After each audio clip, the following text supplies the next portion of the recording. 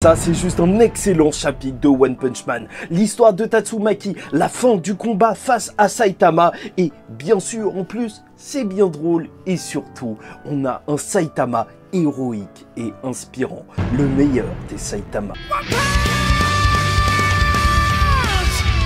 Mesdames et messieurs, ici Chaz et on se retrouve aujourd'hui pour la review du chapitre 182 de One Punch Man. Un certain et Saitama et Tatsumaki se retrouvent en cover. Ça me fait plaisir, au moins c'est pas juste Tatsumaki. Et ça y est, les fanarts ont encore frappé, les coloristes ont encore frappé. Oui, à chaque fois qu'il y a Fubuki ou Tatsumaki, il les colorie, mais là, encore plus. Pourquoi? Parce qu'ils ont mis un petit cœur derrière Saitama et Tatsumaki. Ça me fait toujours à chercher des couples n'importe où. Bref, déjà, je voulais commencer par vous remercier, parce qu'il y a énormément de personnes qui suivent les reviews One Punch Man, et donc je vais commencer à réfléchir à faire des vidéos en plus, parce que c'est juste génial. Franchement, vous assurez. Et bon, déjà, parlons de ce qui fait que ce chapitre est excellent.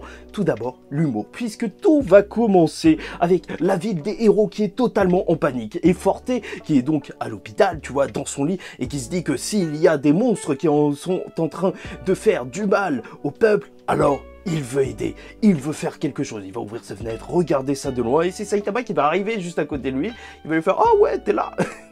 Tu te souviens, c'est vrai, il s'était fait écraser par une voiture. Ne gardez pas des écouteurs, c'était la grande leçon de ce mini-combat, et puis Saitama va repartir dans son combat, et c'est là où tu vas voir énormément d'explosions et compagnie, et Forte il va juste faire un « Ah ouais !»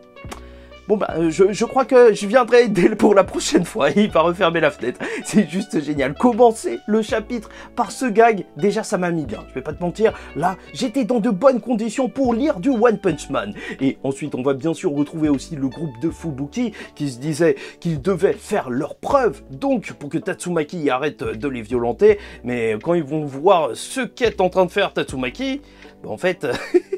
Là, ça va un petit peu les calmer, parce que bien entendu, Saitama et Tatsumaki, leur combat, ça calme tout le monde. Oui, ça, c'est sûr. Et justement, parlons de cette fin d'affrontement qu'on va avoir du côté de Saitama et de Tatsumaki. Avec une Tatsumaki qui ne s'était pas rendu compte qu'elle arrive peut-être à ses limites. Et là, en fait, étrangement, et on l'avait analysé lors des précédents chapitres, Tatsumaki est en train de kiffer son combat. Elle avait toujours eu un level d'avance sur tout le monde. Elle pensait que seul Blast pouvait la combattre. Et là, qu'est-ce qu'elle voit? Un mec super bizarre. C'est pas trop c'est qui, il est chauve. Mais purée, il arrive à résister. Et c'est pour ça qu'il est en train de kiffer le combat. Et c'est ça qui est génial dans One Punch Man. Parce que quand tu vois un adversaire qui prend plaisir à combattre, tu vois, de manière shonenesque, avec le petit sourire, même s'il est fatigué, bah tu vois Saitama qui s'en fout.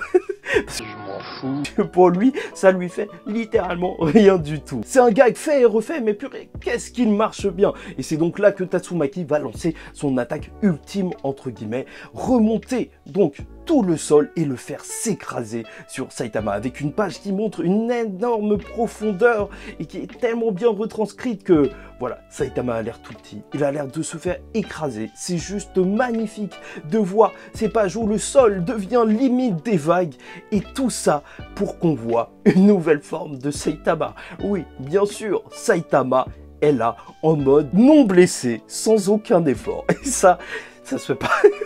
Ce non-respect est juste excellent. Et voilà, comme d'habitude, ça me tue de voir Tatsumaki avec sa tête super flippante et Saitama qui, voilà, lui s'en fout juste littéralement. Et donc face à ça, elle a décidé de tout donner dans une dernière attaque. Elle compte le faire voler jusqu'à l'espace. Et c'est là où elle va complètement délirer, parce que le mec, elle a beau mettre toute sa puissance pour qu'il s'envole, il est à 15 cm du sol, il est ultra loin, elle n'arrive pas à le bouger, il est beaucoup trop fort. Et lui, il est comme ça, ah ouais, je vole de 15... Oh, c'est trop bien. Juste de 15 cm, c'est triste en fait. Et c'est là où on va avoir le droit au flashback de Tatsumaki. Mais avant ça, n'hésite pas à liker ou disliker la vidéo, commenter, donner ton avis en commentaire sur ce chapitre que j'ai trouvé juste excellent, et t'abonner si tu n'es pas encore abonné. On parle de One Punch Man et on va continuer encore bien longtemps de le faire, puisque bien entendu Saitama, il va lui parler, il va lui dire pas la peine d'être vénère, je ne suis pas ton ennemi. Et c'est vrai que certains attendaient un coup sérieux de la part de Saitama dans cet affrontement. en vrai, c'est normal qu'il ne l'ait pas fait, il n'est pas face à un monstre, et justement, c'est là où il va commencer à lui lâcher quelques petites leçons. Parce que Tatsumaki, qu'est-ce qui s'est passé? Pourquoi il y a eu cet affrontement? Il faut y repenser. C'est que Tatsumaki avait décidé de littéralement tout péter là où elle se trouvait, et donc même le groupe de Fubuki. Et voilà, pour elle, Fubuki, elle était faible parce qu'elle s'était entourée de personnes qui l'étaient encore plus, et des personnes qui l'ont même trahi. Et pour elle, en fait, il faut pas avoir confiance en d'autres personnes. Sauf que Saitama le dit, regarde, la relation qu'on a eue avec Fubuki, je suis juste sa connaissance, mais c'est grâce à ça que je t'ai affronté. Et là, ça l'a calmé direct, parce que c'est vrai que Saitama, là, même si c'est juste une connaissance, si tu l'as dans tes connaissances, t'es plutôt bien. Et c'est là qu'on va avoir le droit à un flashback de Tatsumaki, où on la voit libérée de Blast, mais surtout cette phrase que Blast lui a dit, qu'il a peut-être pas pensé comme mauvaise, là en tout cas extrêmement marquée, que personne ne viendrait l'aider et qu'elle devrait se sauver toute seule. Et à partir de là, elle a décidé de seulement compter sur elle-même, et tu la vois alors qu'elle était toute enfant, tu vois, aller sauver sa petite sœur, et même là, c'était traumatisant pour elle puisqu'elle a tué 4-5 personnes juste en les explosant devant sa petite sœur qui était en train de jouer au poney, tu vois. Donc ouais, l'ambiance était un petit peu macabre. Bon, on voit que c'est les gens de l'autre organisation, donc de Tsukuyomi, donc ceux qui expérimentent sur les pouvoirs psychiques, donc ils étaient déjà là depuis bien longtemps. Là, on a vraiment confirmation que c'était eux. Mais surtout, Tatsumaki, elles se sont coupables à partir de ce moment-là, parce que, avec la peur, ça a éveillé les pouvoirs de Fubuki. Et avec des grands pouvoirs viennent de grandes responsabilités. Citation du fameux Uncle Ben. C'est pas lui, là, c'est un oncle, c'est un autre oncle Ben. Comme dirait Spider-Man, un grand pouvoir implique de grandes responsabilités. Oui, moi je... Quelle humiliation! Quelle humiliation! Quelle humiliation!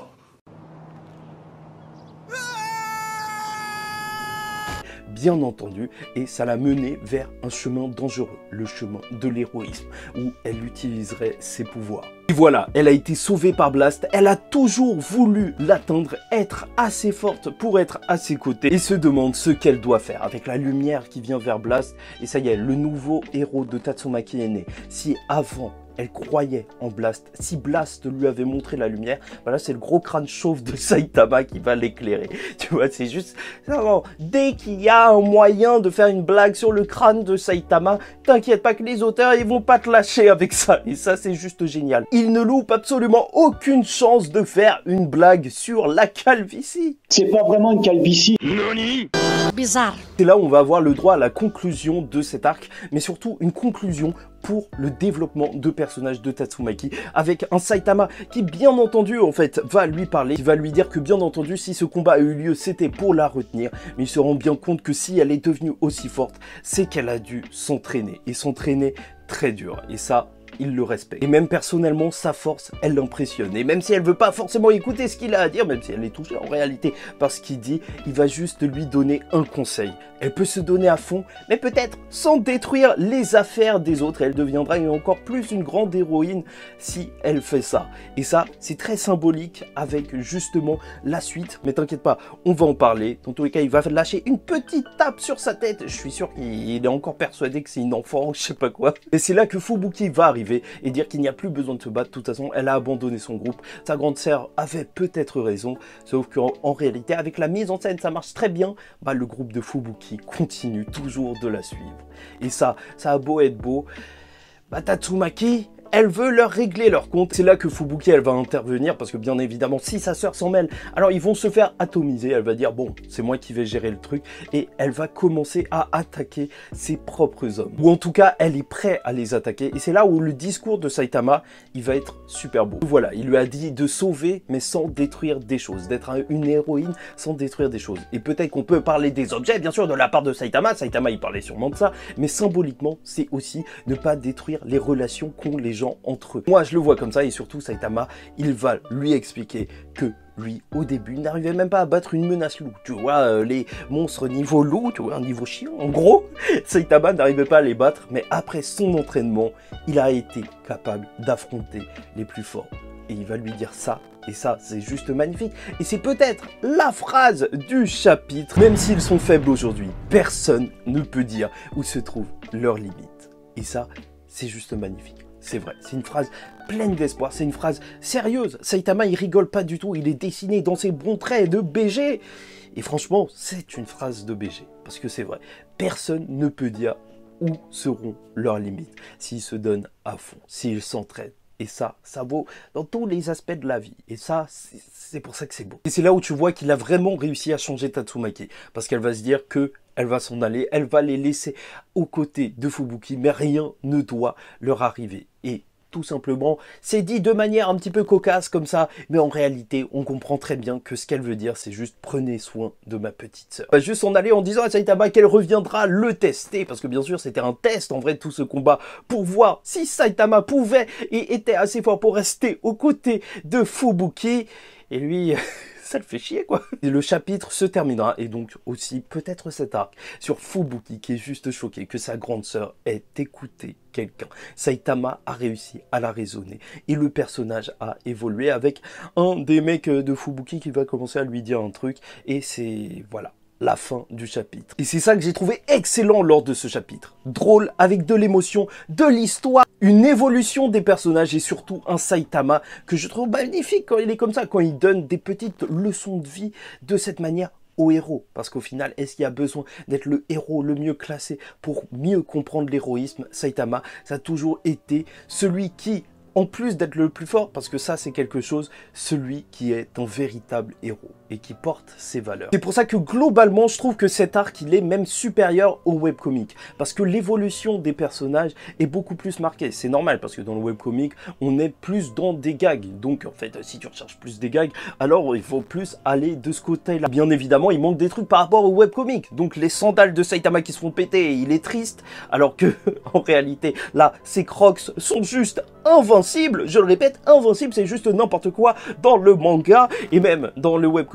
Elle se met à saigner à fond à force d'utiliser ses pouvoirs. Là, on part pas dans un truc aussi trash, il y a un vrai combat entre les sœurs. Là, ça se voit que fait semblant, tout l'amour qu'elle porte à sa petite sœur, tu le ressens et c'est pour ça qu'il n'y a pas de combat. Parce que oui, la Tatsumaki originelle, celle du webcomic, alors c'est juste une grosse psychopathe et ça s'arrêtera jamais. Mais ici, dans le manga, elle a grandi, elle a évolué. Et ça, je trouve ça beau. Et au final, il n'y a qu'une seule chose à garder en tête de ce chapitre juste incroyable.